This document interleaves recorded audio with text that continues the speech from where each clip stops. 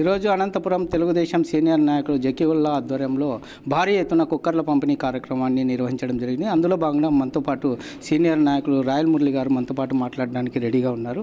నా ముఖ్యంగా చెప్పండి, ఇప్పుడు వచ్చే ఎన్నికల సందర్భంగా ఈ పంపిణీ కార్యక్రమం నిర్వహిస్తున్నట్లు తెలుస్తుంది.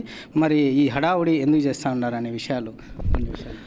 మీరు అడిగిన క్వశ్చన్కి ఇది రాంగ్ అంట. ఎందుకంటే జకీవుల్లా అనే వ్యక్తి గత 2-3 సంవత్సరాల నుండి దుప్పట్లు అనేకమైన అమ్మ ఆర్గనైజేషన్ ఆధ్వర్యంలో వాళ్ళు కూడా పక్కన పెట్టుకొని సేవా కార్యక్రమాలు చేస్తూ, తర్వాత పేద పెళ్ళిళ్ళు జరిగితే వాళ్ళకి ఏదైనా ఆర్థిక సహాయం చేస్తూ, తర్వాత మొన్ననే గుంటూరులో కార్యక్రమం జరిగింది. ఆ కార్యక్రమానికి కూడా తన వంతు సహాయ సహకారాలు అందించిన వ్యక్తి ఈరోజు రేపో మొన్నాడో ఎలక్షన్లు జరుగుతాయనే ఉద్దేశంతో అయితే అది పంచలేదు. నిరంతరం ప్రజలకు సేవా కార్యక్రమాలు ఏదో ఒకటి చేస్తూ తరచూ పోతుంటాడు. కాబట్టి ఇది జకీవుల్లా గారికి ఇదో కుక్కర్లేం కొత్త కాదు. గతంలో కూడా కుక్కర్ల కంటే సంబంధించిన ఏదన్నా పేదలు ఆపరేషన్లకైతేనేమి, పెళ్ళిళ్ళకైతేనేమి సేవా కార్యక్రమాలు చేస్తూ ఈ కళ్యాణ మండపం గతంలో ఏ విధంగా ఉండే కళ్యాణ మండపం ఈరోజు జకీవుల్లా గారు ఏ విధంగా తయారు చేసి మీరే చూడండి. అధునాతనంగా లైట్లు, అదేవిధంగా ఫర్నిచరు, కింద కార్పెటు అన్నీ వేసి పేదవాళ్ళు మంచి కళ్యాణ మండపంలో పెళ్లి చేసుకోలేరు. కాబట్టి ఉన్న కళ్యాణ మండపంలోనే వాళ్ళు మంచిగా పెద్ద కళ్యాణ మండపంలో చేసుకున్నామనే ఫీల్ కావాలనే ఉద్దేశంతో అధునాతనంగా సైడ్ వాల్స్ కటన్స్ వేయించి, కింద మ్యాట్ వేయించి, రూపింగ్ వేయించి అన్నీ కూడా బాగా చేస్తున్నారు జకీవుల్లా గారు. ఎలక్షన్ల కోసం అయితే కాదు, గతంలో ఆలమూరు సర్పంచ్గా ఉన్నప్పుడు కూడా చాలా కార్యక్రమాలు చేశాడు ఆయన. ఇప్పుడు కూడా ఎలక్షన్స్ వస్తున్నాయి, 100% అనంతపురం అసెంబ్లీ ఎన్నికల్లో పోటీ చేయాలనే ఉద్దేశంతో ఆయన కూడా పలుమార్లు చంద్రబాబు నాయుడు గారిని, లోకేష్ గారిని కూడా కలవడం జరిగింది. పార్టీ పెద్దలను కూడా కలవడం జరిగింది.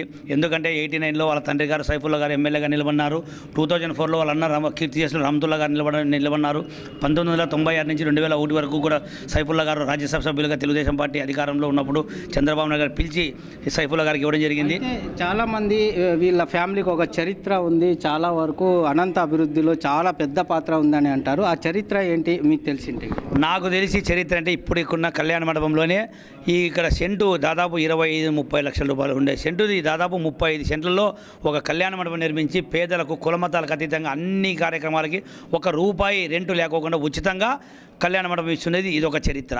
అదేవిధంగా అనంతపురంలో సైఫుల్లా గారు ఎంపీ పదవి ఉన్నప్పుడు అనేకమైన ప్రభుత్వం కేంద్ర అటల్ బిహారీ వాజ్పేయి గారితో, అద్వానీ గారితో, అప్పుడు ఉన్నటువంటి మమతా బెనర్జీ గారు రైల్వే మంత్రిగా ఉన్నప్పుడు సైఫుల్లా ఫ్లైఓవర్ బ్రిడ్జ్ అని చెప్పి రామచంద్ర నగర్ ఆర్సీ నగర్లో కూడా ఒక బ్రిడ్జి కూడా నిర్మించారు.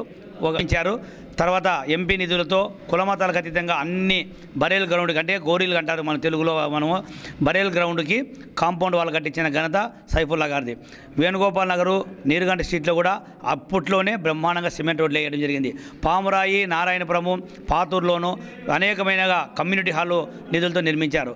అట్లా పోతే వాళ్ళ తండ్రి సైఫుల్లా గారు తండ్రి కీర్తిశేషులు కేఎం రహమతుల్లా గారు మాజీ రాజ్యసభ సభ్యులు, మాజీ ఎమ్మెల్సీ, మాజీ ఎమ్మెల్యే, బెజవాడ మాజీ ఎమ్మెల్యే అయినటువంటి రహమతుల్లా గారు కమ్మూర్ మహమ్మద్ రహమతుల్లా అనే వ్యక్తి అనంతపురం ఆర్ట్స్ కాలేజీ స్థలం అయితేనేమి, పౌరాఫీస్ కరెంట్ ఆఫీస్ స్థలం అయితేనేమి, అట్లాగే పోతే పాతూరు టీబీ హాస్పిటల్ స్థలం అయితేనేమి, ఇవన్నీ కూడా ఇప్పుడు రేట్లు లెక్కాచారం వేస్తే సుమారు 4,500 కోట్ల రూపాయలు విలువే భూమిని ఆ రోజు అప్పట్లోనే ఉచితంగా ప్రజల కోసం ప్రజాసేవ చేయడానికి ఉద్దేశంతో వాళ్ళు నవాబులు ఇప్పుడు కూడా ఆలమూరులో దాదాపు 400 ఎకరాలు ఉంటే, మొన్ననే మీకు తెలిసిన విషయం ఒక అగ్రికల్చర్ కాలేజ్ వస్తే మాజీ మంత్రివర్యులు పల్లె రఘునాథ్ రెడ్డి గారు కూడా 220 ఎకరాలు కూడా వీళ్ళతోనే కొనడం జరిగింది. ఇంకా కూడా 200 ఎకరాల భూమి కూడా సైఫుల్లా ఫ్యామిలీకి ఉంది. తర్వాత ఓల్డ్ టౌన్లో ఒక కాంప్లెక్స్ ఉంది, రామ్నగర్లో ఉంది. మీకు అన్నీ తెలుసు. అన్ని కార్యక్రమాల్లో కూడా తమ వంతు ఏదో ఒక కార్యక్రమం చేయాలనే ఉద్దేశంతో సైఫుల్లా గారు, అదేవిధంగా సైఫుల్లా గారి కుమారుడైనటువంటి జకీవుల్లా గారు, అదేగా అనాథాశ్రమాలు ఉంటాయి ముస్లిమ్స్ పిల్లలు, ఆ అనాథాశ్రమంలో కూడా వాళ్ళకి ప్రతి నెల రహమతుల్లా గారి భార్య తల్లిదండ్రులు లేని పిల్లలకు ప్రతి నెల కూడా మసీదుకు వాళ్ళందరికీ కూడా 3 పూట్ల బాగా భోంచేయాలనే ఉద్దేశంతో ఆ భోజనాలకు కూడా ప్రతి నెల కూడా ఆమె రహమతుల్లా భార్య అక్కడ ఫండ్ కూడా పంపిస్తారు. ఏదో కార్యక్రమం 10 మందికి అన్నదానం చేయాలన్నట్టుగా, పండుగలు వస్తే పొట్టేళ్ళు కోసి మాంసం పంచాలని చెప్పేసి జకీవుల్లా గారు 10-15 పొట్టేళ్ళు పట్టుకొచ్చి కోసి పేదవాళ్ళందరూ ఎవరైతే కొనలేరో వాళ్ళందరికీ ఉచితంగా కేజీలు మాంసం కూడా దానం చేయాలనే ఉద్దేశంతో వాళ్ళ చేయడం జరుగుతూ ఉందని చెప్పేసి నేను తెలియజేస్తున్నాను. అయితే ఇప్పుడు రానున్న ఎన్నికల్లో మైనార్టీలకు టీడీపీ తరఫున సీటు కేటాయిస్తే జకీవుల్లా గారికి వచ్చే అవకాశం ఉందంటారు. అనంతపురం సీటు ఖచ్చితంగా మైనార్టీలకు ఇవ్వాలని చెప్పేసి జక్కీవుల్లా గారు అడుగుతున్నారు. అనంతపురంలో మేజర్ కమ్యూనిటీ బలిజా ముస్లిం బలిజా మేజర్ ఓటు శాతం కలిగిన 2 కులాలు ఉన్నాయి కాబట్టి గతంలో కూడా 2 పర్యాయాలు 2009, 2012లో బలిజలకు ఇవ్వడం జరిగింది. 89లో 2004లో ముస్లింకి ఇవ్వడం జరిగింది. ఇప్పుడు 2024లో ఖచ్చితంగా అనంతపురం సీటు ఖచ్చితంగా ముస్లిం కావాలి, ఇస్తే మేము గెలుస్తాం. మా అన్న కూడా ఇంట్లో చనిపోయాడు, మా అన్న సానుభూతిని మాకు పనిచేస్తుంది. గతంలో మా అన్న నిలబడి ఓడిపోయి ఆత్మహత్య చేసుకోవడం జరిగింది. అది కూడా అనంతపురంలో ముస్లిమ్స్ కూడా అన్ని ప్రజా సంఘాలు కూడా వచ్చి ఈసారి ఎట్టి పరిస్థితుల్లో గతంలో 2004లో తప్పు చేశాం, ఒక ముస్లిం మైనార్టీకి వస్తే మేము ఓట్లు వేసుకోలేకపోయినాం, ఆ రోజు తప్పు చేయడం వల్ల ఒక వ్యక్తిని కోల్పోయినారు భయ్యా. ఈసారి ఖచ్చితంగా తెలుగుదేశం పార్టీలో మీరు టికెట్ తెచ్చుకోండి, ఖచ్చితంగా మా ముస్లిమ్స్ మరి ఇతర కులాలంటే బలిజలు కూడా మాతో సఖ్యతతో ఉంటారు కాబట్టి బలిజలు, ముస్లిమ్స్, బీసీలు, ఎస్సీలు, ఎస్టీలు, మైనార్టీలు అందరితో కలుపుకొని ఖచ్చితంగా రహమతుల్లా గారి ఆత్మకు శాంతి జరిగే విధంగా ఖచ్చితంగా రహమతుల్లా గారి ఫోటో పెట్టుకొని ప్రతి ఇంటికి డోర్ టు డోర్ తిరిగి ముస్లిమ్స్ మైన ప్రజా సంఘాలు ఉన్నాయి, ఆర్గనైజేషన్ అన్నీ కూడా టిప్పు సుల్తాన్ అయితేనే అమ్మ ఆర్గనైజేషన్ అనేకమైన సంఘాలు ఉన్నాయి. ఆ సంఘాలన్నీ కూడా మేము పనిచేస్తామని చెప్పేసి ముస్లిం మత పెద్దలు కూడా జక్కీవుల్లా గారికి చెప్పడం జరుగుతూ ఉంది. అయితే పెనుగొండ వరకు ఇక్కడ నుంచి అనంతపురం నుంచి పెనుగొండ వరకు పాదయాత్ర చేయడం జరిగింది, అది ఎందుకు చేశారు? చంద్రబాబు నాయుడు గారి మీద చేయని తప్పుకు 53 రోజులు రాజమండ్రి సబ్ జైల్లో నిర్బంధించడం జరిగింది, ఏ తప్పు చేయని చంద్రబాబు నాయుడు గారికి. సో చంద్రబాబు నాయుడు గారిని తొందరగా రిలీజ్ కావాలి, ఆయనకు ఆయుష్ ఆరోగ్యం భగవంతుడు ప్రసాదించాలని చెప్పేసి ఉద్దేశంతో పాతూరు మాసూమబీ దర్గా నుండి పెనుగొండ బాబయ్య ప్రపంచంలోనే పేరు ప్రఖ్యాతులు గాంచినటువంటి బాబయ్య ఉరుసు దర్గా బాగా జరుగుతుంది. ఆ బాబయ్య దర్గా జరిగిపోయి ప్రార్థన చేయడం జరిగింది జక్కీవుల్లా గారు.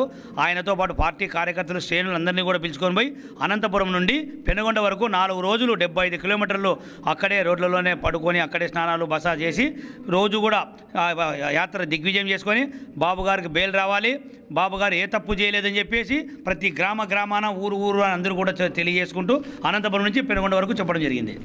ఇప్పుడు వచ్చే ఎన్నికల్లో తెలుగుదేశం పార్టీకి మీ ముందుకు ఏ విధంగా తీసుకొని పోయారు? తప్పకుండా చంద్రబాబు నాయుడు గారు అధికారం వస్తుంది.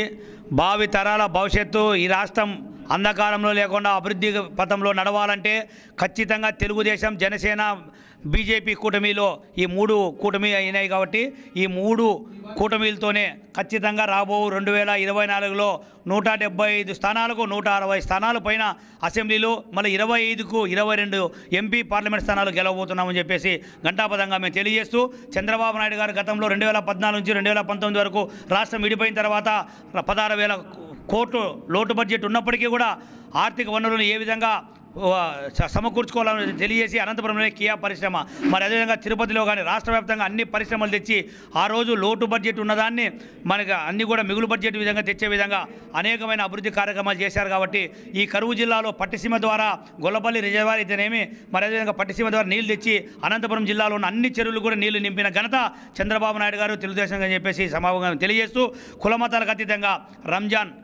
రంజాన్ తోఫా, క్రిస్మస్ కానుక, సంక్రాంతి కానుక ఇట్లా అదేవిధంగా బీసీ, ఎస్సీ, ఎస్టీ, మైనార్టీ లోన్లు, మరి ఏదైనా కాపు కార్పొరేషన్ ద్వారా కాపులకు విదేశాల్లో చదువుకోవడానికి 10 లక్షలు, మైనార్టీలకు చదువుకోవడానికి 10 లక్షలు, బీసీలకు ఎస్సీలకు ఇన్నోవాలు ఇచ్చి వాళ్ళకి అన్నీ కూడా బతుకు తెరువు చూపించిన ఘనత. 1 లక్ష రూపాయలు లోన్ ఇస్తే 1 లక్ష రూపాయలు సబ్సిడీ ఇచ్చి వేలాది కోట్ల రూపాయలు పంచిపెట్టిన ఘనత చంద్రబాబు నాయుడు గారని చెప్పేసి సభాముఖంగా తెలియజేస్తున్నా. ఇప్పటికే హామీల్లో భాగంగా 6 సూపర్ 6 పథకాలని ప్రవేశపెట్టడం జరుగుతూ ఉంది మీ దాంట్లో, మరి అది ఖచ్చితంగా నెరవేరుతాయంటారు?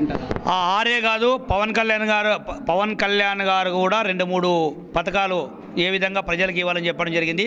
మరి అదేవిధంగా సెంట్రల్ భారతీయ జనతా పార్టీ కూడా మాతో మధ్య ఉంది కాబట్టి ఈ 3 పార్టీలు కూడా మళ్ళా ఈ 6కు తోడుగా ఇంకా 3, 4 మేనిఫెస్టో రిలీజ్ చేసి ప్రజలకు చేరువయ్యే దగ్గర ప్రజలకు ఇచ్చిన హామీలు అమలయ్యే విధంగా ఖచ్చితంగా చేస్తారు. ఈ రాష్ట్ర ముఖ్యమంత్రిగా 14 సంవత్సరాలు, ఈ రాష్ట్ర రాజకీయాల్లో 40 సంవత్సరాలు, దేశ రాజకీయాల్లో భారత రాష్ట్రపతిని ఎవరిని ఎన్నుకోవాలన్నా ప్రధానమంత్రి ఎవరిని కీలకంగా వివరించిన ఎన్డీఏ కన్వీనర్గా, మరి ఆనాడు నేషనల్ ఫ్రంట్ అధ్యక్షుడిగా చంద్రబాబు నాయుడు గారు, రామారావు గారు పనిచేసిన ఘనత, ఒక దళిత స్పీకర్ని చేసిన అత్యున్నతమైన స్థానం అనుభవం కలిగినటువంటి చంద్రబాబు నాయుడు గారు, మైనార్టీ కులానికి చెందిన డాక్టర్ అబ్దుల్ కలాం గారిని ఈ రాష్ట్రపతిగా చేసిన ఘనత చంద్రబాబు నాయుడు గారికి అని చెప్పేసి సభ తెలియజేస్తూ అనుభవం నాయకుడు చంద్రబాబు నాయుడు కాబట్టి ఖచ్చితంగా చంద్రబాబు నాయుడు గారి సారథ్యంలో మరి భారతీయ జనతా పార్టీ జనసేన పార్టీలో ఖచ్చితంగా ఈ కూటమిలో ఘన విజయం సాధిస్తామని చెప్పేసి ఏమాత్రం కూడా అనుమానం లేదు. వైకాపా ఇప్పటికే అభ్యర్థుల్ని అక్కడ అభ్యర్థి మారుస్తున్నట్టే ఇక్కడ చెత్తని తీసిపోయి ఏరే వాళ్ళ ఇంటి మీద చెత్తని పోయి ఇంట్లో బీరోలో పెట్టుకోరు, ఆ చెత్తని తీసిపోయి బంగాళాఖాతంలో కలిపేకి రాష్ట్ర ప్రజలు సిద్ధంగా ఉన్నారు కాబట్టి ఖచ్చితంగా తెలుగుదేశం కూటమి గెలుస్తుంది అనే ఆశాభావం వ్యక్తం చేస్తున్నాం. చూశారు కదండి, ముఖ్యంగా ఇప్పుడు ఉన్న రాజకీయ పరిస్థితుల గురించి పూర్తిగా క్లుప్తంగా వివరించడం జరిగింది. అలాగే సీనియర్ నాయకులు వాళ్ళ అనుభవాలు కూడా ఈరోజు మీడియా ముందు చాలా వరకు తెలియజేశారు. చూస్తూనే ఉండండి D3 న్యూస్ అనంతపురం.